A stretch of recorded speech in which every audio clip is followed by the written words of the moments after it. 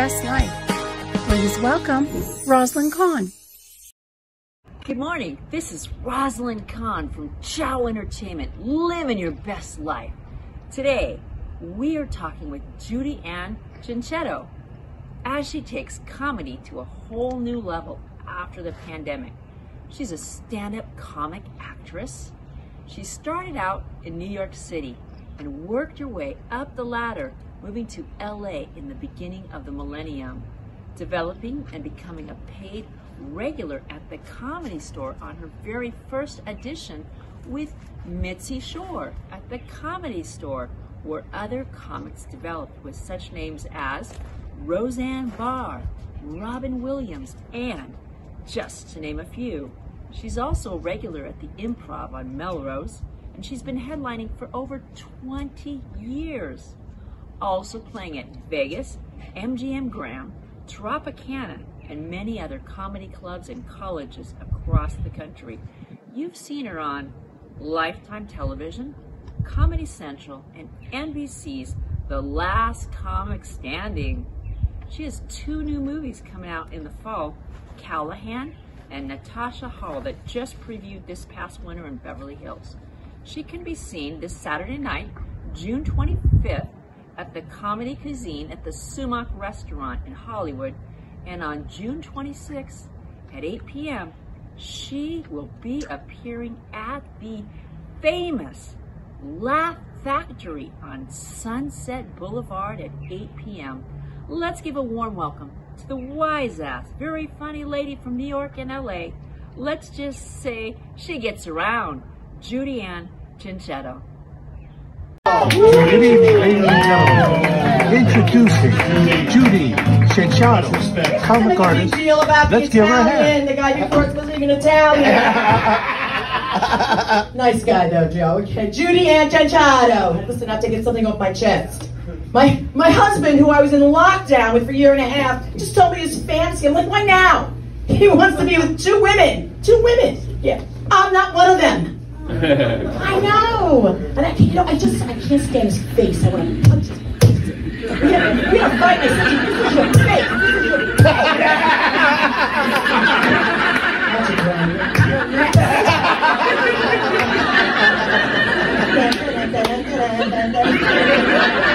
So I have to just say, me and my husband, I keep him around, it's a big distance. We are old school. We didn't meet on Tinder, no Match.com, no Bibble, Bubble. We met in an, whatever it is. We met in an elevator. When people hear, literally, when people hear this, they go, oh, that's so romantic. You met in your elevator, that's so romantic. I'm like, no! I should have gotten off on my floor. Right. So I was in New York last week because they had a reunion with the comedians. So it's plus years, and I couldn't believe nobody was focusing on how positive it is to get older. I mean, this is an ageless job, just so you know. I mean, no, you can do this at any age. Everybody knows Joan Rivers. Do you know how old she was when she died? She worked till the day she died. Do you know how old she was? 125. That's right. So I'm from Queens, New York. Anybody know the area? Queens, Queens Village, Queens, Jamaica, Queens. I was raised there, and so is Nicki Minaj. Woo! We went to the same high school of performing arts. Not the same year, but we went to the same high school of performing arts. And that's why she has range. She's a trained actress. I mean, that's why she goes off the charts. You ever hear some of her songs? She's not like that one-note Nelly. And one of her songs I love, because she goes, excuse me, you're a little guy, I like Patrick's guy. He's going to show you I'm loving this guy, I'm sick of this guy, the thing is I. Female Dracula emerges from this bimbo. Thank you. So I grew up in a very integrated neighborhood, and I went to all-black school, and I didn't know the severity of racism because I just had a lot of black friends, and my parents never uttered a racist word. So I had a lot of friends that would come over, but one day I came home, I said to my mother, I said, listen, I met this really good-looking guy, he's tall, he's got green eyes, and he's black. She started crying, sobbing. I'm like, you're a racist? I'm not racist. I'm not racist. I want you to be the Italian guy. I'm like, stop with the accent. You're born in Brooklyn. Knock it off. But the truth is, my mom is not racist, because when I met my husband, who's milky white, redneck, I mean, yeah, he's sociopathic, psychotic. Like, I need more than 5 minutes to tell jokes about him. But when she met him, she was screaming at me. She thought we moved in together. You're living in sin! You're living in sin! And I had to explain to her again. I said, I understand you're a devout Catholic, and I'm meeting you halfway. I would never live in sin. I'm not living in sin! Visiting him in sin. Big difference. Big difference, yes. So I'm very excited to be here tonight. And I'm a liberated woman. Where are my liberated women? Okay. Yeah. Now listen, it's a great country no matter who's running it, a lot of crazy things going on. But listen, the Middle East, women are brave. Women are fighting, who want to fight for anything. You're either stoned to death or put in jail, but these women fought for their freedom to drive. And literally, I was driving, wow, go girls. You get behind the wheel of the car and you drive over those guys. And then when I got home, I saw them on the big screen, and they had the burqas, and they're in the desert terrain, and they're driving. I'm like, wow, these girls, they can't drive. First of all, when you drive, there's a blind spot. When you drive with a burqa, blind. I can't see. Oh, no, my eyes. Love these guys, but I'm tested. There's things I'm not ready for women to do. I mean, I hate to tell on myself, but my niece says to me, Aunt Judy, I want to be a firefighter. I'm like, I'd like to get behind you on this one. But God forbid, Aunt Judy is in a building 10 stories high, you know, and a burning building, and God forbid, you're coming up and you're my height, my weight. I'm going to be like, listen, go back down. Get the big guy, I want that 6'5" guy, puts me over his shoulder and smacks my butt. Yeah. That's why Aunt Judy started the fire. Blocker, blocker.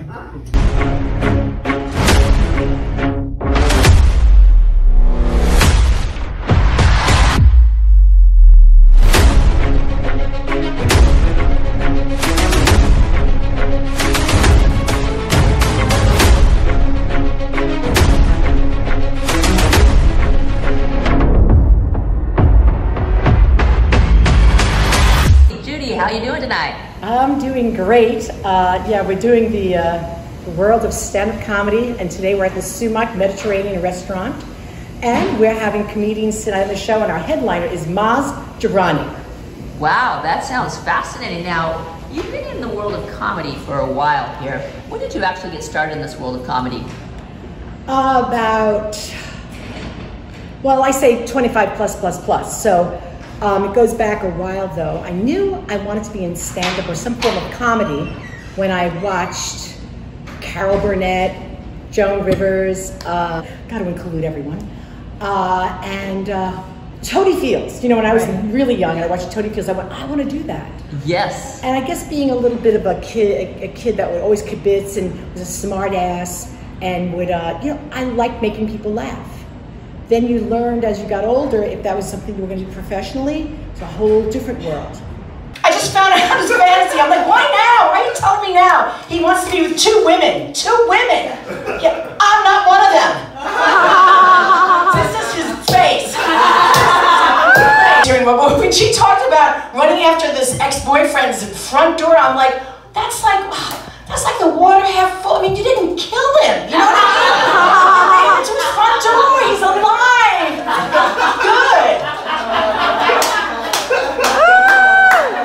And I'm in California sober, but not with marijuana. I get too paranoid. Oxycodone, really.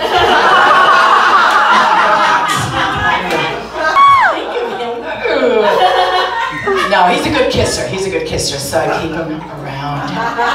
But we're old school. We didn't meet on Tinder, no Match.com, no Bubble, Bibble, what is it called? Bubble, what is it called? No, I met him in an elevator. When people hear this, they go, oh, that's so romantic. You met on your elevator, that's so romantic. I'm like, no! I should have gotten off on my floor.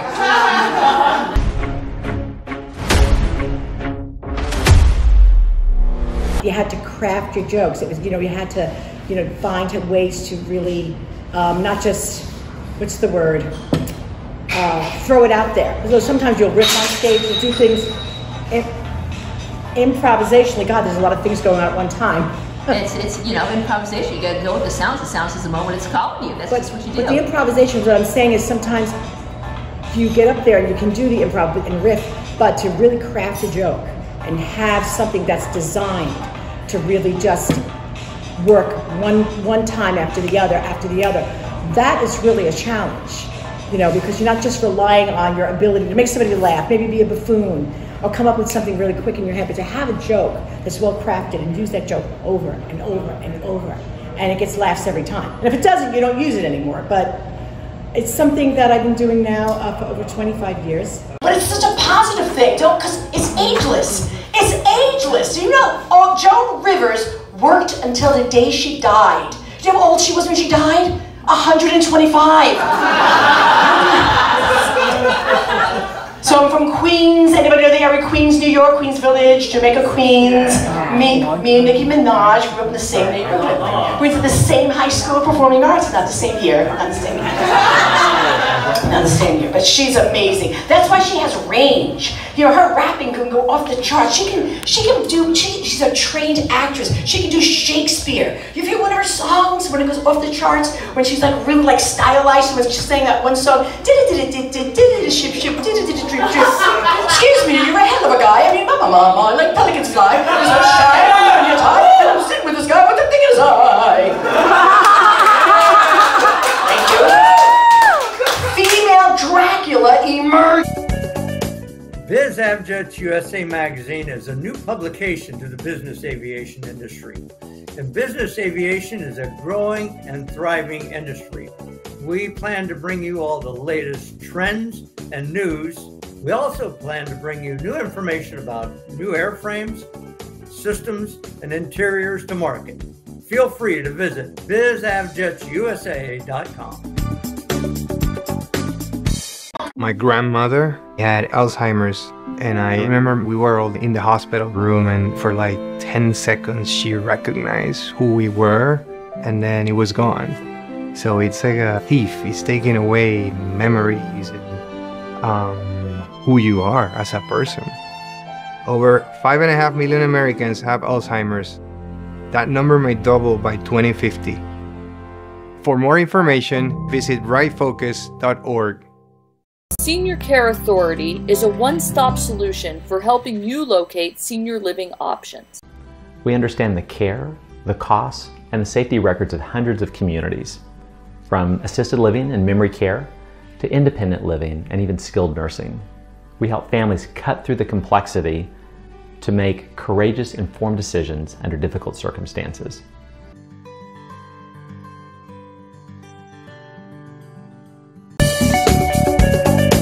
Biz Avjets USA magazine is a new publication to the business aviation industry. And business aviation is a growing and thriving industry. We plan to bring you all the latest trends and news. We also plan to bring you new information about new airframes, systems, and interiors to market. Feel free to visit bizavjetsusa.com.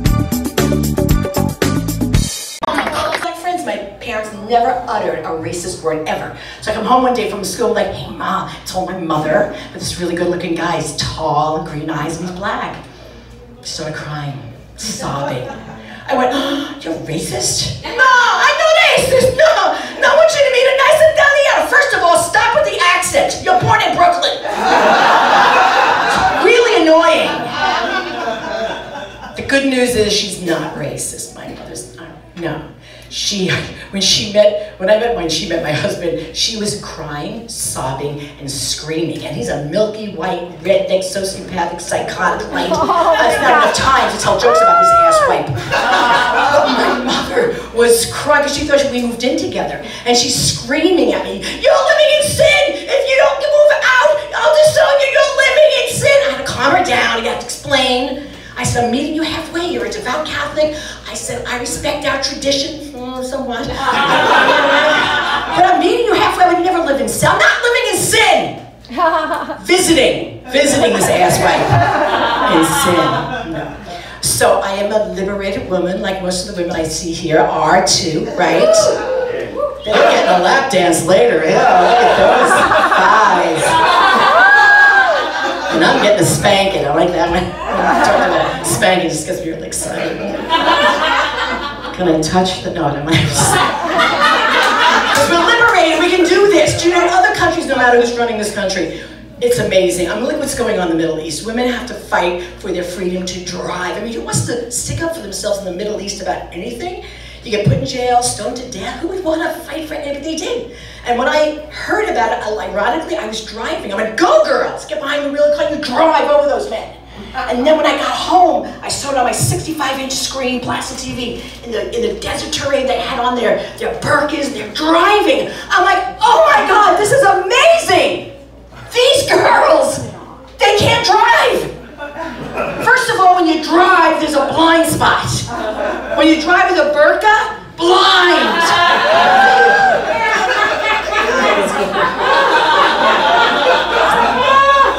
And I'm tested. There's things I'm not ready for women to do. I'm really not. My niece is like, hey, maybe a firefighter. I'm like, shut up. I'd really like to get behind you on this one, but God forbid Aunt Judy is in a burning building, 10 stories high, and we're like, listen, go back down. Get the big guy with that 6'5" fireman, you know, puts me over his shoulder and smacks my butt. Yeah, that's why I started the fire. Don't block Aunt Judy. Well, I wanted to mention something about a friend of mine who's a stripper. Not me. No, I don't. It's my girlfriend. She. And I went to, no, actually it was in New Jersey. I went to watch her because I was doing a comedy show and just watched her and went to the comedy show. And she had big implants and she could take that pasty, you know, and the tassel, she could swing the tassel around. Oh my God, if that was me, that would be me on stage. This would be me on stage. Put your dollar ready, it's gonna go. Before I go, I just want to say men and women, of course, we're different, but men are driven by sight and scent, right? Women, we need a little more emotional connection. Men just, like when I was at this strip club with my girlfriend, because she was stripping, not me, and he asked for her panties. He gave her $100 for those panties, and I watched him. He took those panties, and and he not only, he didn't just smell them, he snorted them like they were a line of cocaine. Oh my God, psycho! We don't do that. We never see women go to a strip club going, oh, can I smell your boxer shorts? Oh, can I smell your briefs? Can you climb on my face so I can smell your hairy, sweaty butt? We don't do that. Maybe you do, ma'am. I do it. One more thing before I go, because this is amazing. One more time, we got one more act. We're going to stay for and support. But I was in New York my very first year doing it comedy, and you know, it's terrifying. Anything you do for the first time, sir. Biz Avjets USA Magazine is a new publication to the business aviation industry. And business aviation is a growing and thriving industry. We plan to bring you all the latest trends and news. We also plan to bring you new information about new airframes, systems, and interiors to market. Feel free to visit bizavjetsusa.com. Here we are, Rosalind Kahn, back with Chow Entertainment, Living Your Best Life. We just listened to the story of a girl's dream vacation. No, not dream vacation. How about a dream life? Coming to be a dancer and entertainer. And just as she was getting it to the top, we had to take a commercial break, but we're back and ready for it. She mentioned something about her father's advice. Someday you'll get married, and you know, we all know we get married, it opens doors, it closes doors. What did your husband think about you as a comedian, as a dancer? Was he supportive of this role? Well, let's just say, you know, I didn't get married right away. I mean, I didn't get married. I didn't get married till I was, you know, older. I had things to do. I was dating guys. It would be like, hey, Judy, you think I'm going to wait around for you to get home so I can have dinner? Like, well, I have my dance class. I'm going to go do the clubs later on. So no, I didn't have a boyfriend very often. And the guy that I did marry that I met was a stand-up comic. Oh, wow. So yeah, he let me live my best life, you know, and didn't bother me, didn't make me feel guilty. So it was really exciting to be able to do exactly what I wanted without that kind of pull. And when you think of that's really great. I'm glad to hear that you found someone that did exactly what you wanted to do. Now, crack that whip. That's crack that whip. You go out there, you do that, girl. Come on, girl. Let's go. Let's go. Let's go. On a serious note, is there a one comedian that you really respect and look up to? And who would that person be and why? You know, it's funny, Toady Fields, like I said, a couple of people that when I was very young that I really looked up to. But you know who I really loved after she passed away was Joan Rivers. I was not a fan of Joan Rivers when I was younger, but, well, not even after she passed away. I went to see her one-woman show when she was 73. It was like watching an 18-year-old, and her energy was so strong. I was like, Jesus Christ. It's like watching a 17-year-old. And she was amazing. And then I started watching her tapes, her videos, and going, oh my God, talk about craftsmanship. She was amazing with her jokes. She would tell you she has drawers and drawers alphabetically of different jokes that she did. So you just kind of, you sort of follow the master, you know, and pick up good habits or things that you'd like to implement in your own work ethic. And so the world of comedy, it hasn't been easy. It's a man's world. So, you know, as the saying goes. And I've had a lot of blocks because men have made it very difficult. You know, and they make it difficult for each other, very competitive. When I have a woman that's strong, that does the job, you know, you got to really go after it. So, and I did, and me and Kathy Griffin did our first TV appearance together, wow. Lifetime Television. Wow. And we both got managers. In fact, we were up in Montreal. This is before she got Suddenly Susan, and I felt like we were neck and neck. And I didn't know she was going to make it that big. And a lot of them, we don't know what's going to happen. But my manager wasn't so helpful. You know, he had another agenda, and he got distracted. So it took a little bit of the wind out of my sails, but not, you know, but I got back on track. But those little things, you know, you think to yourself, had I had the right manager, had I had a good agent. Like when I got to California, I did get a good agent. But it goes back and forth, things happen. You know, my agency closed down. I was like, oh my God, this agency was amazing. They got a Miller Lite commercial, now they had to close down. Right. So I had to go now find another one. And I worked hard to get that agency. Right. I mean, I pounded the pavement and knocked on doors before I got that one. So, you know, they say life has its own secret plan. You know, things don't work out for you at the right time, but maybe you weren't ready at that particular point in time, and things opened up at the others because that's what you were ready. What's interesting, when I was a kid, I didn't feel popular at all. I had big curly hair. I had a deep voice. Only because I took voice lessons, I learned how to, you know, support my diaphragm and get my voice a few octaves higher.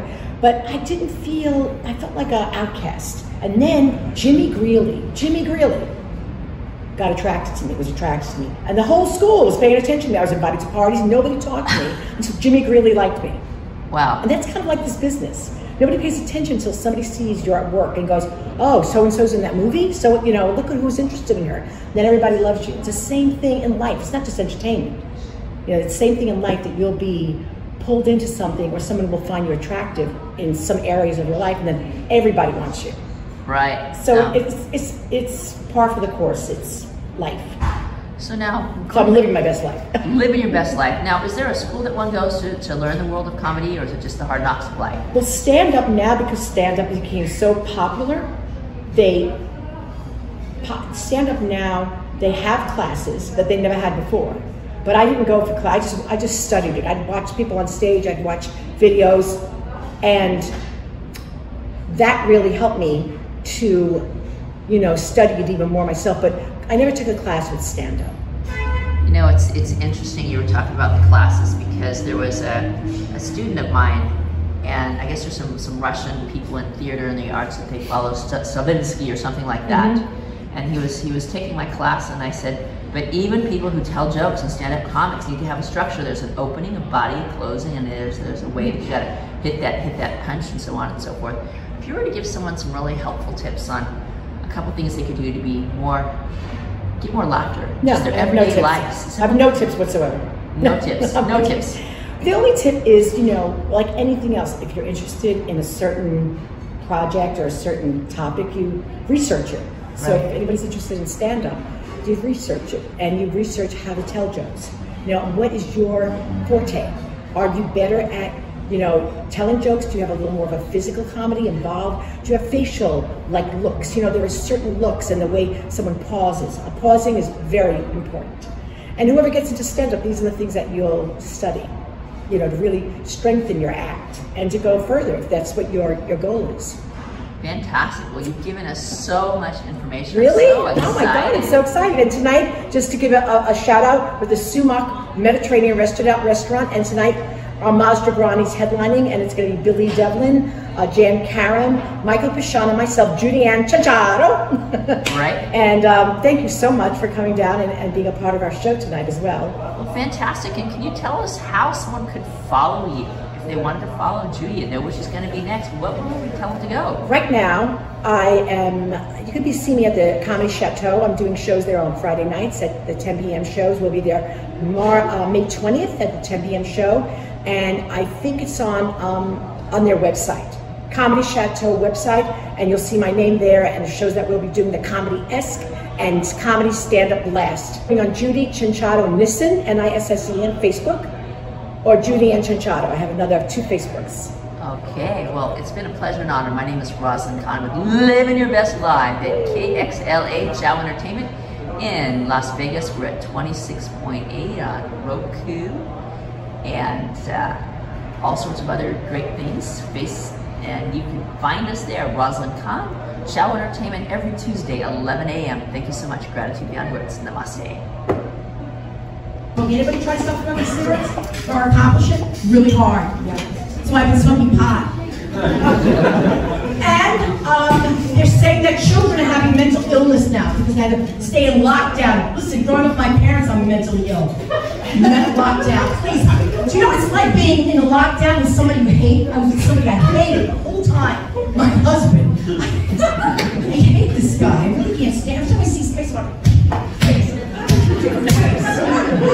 hate him. He's a good kisser.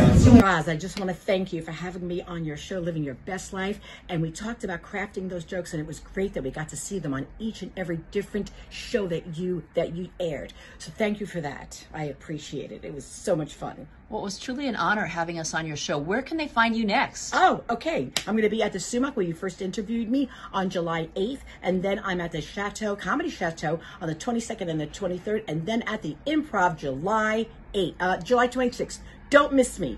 Come on out. Fantastic. This is Rosalind with Chow Entertainment, Living Your Best Life every Tuesday, 11 a.m. and in Las Vegas, KGNG. We'll see you there. Thank you. Bye. Bye.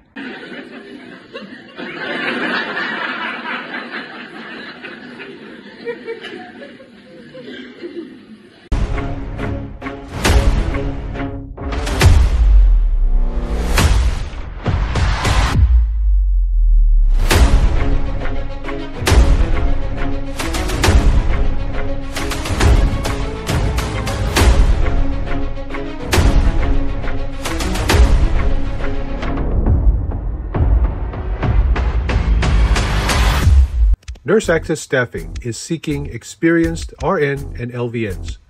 For more information, call us at 818-697-4484 or check us out on our website, nurseaccessstaffing.com.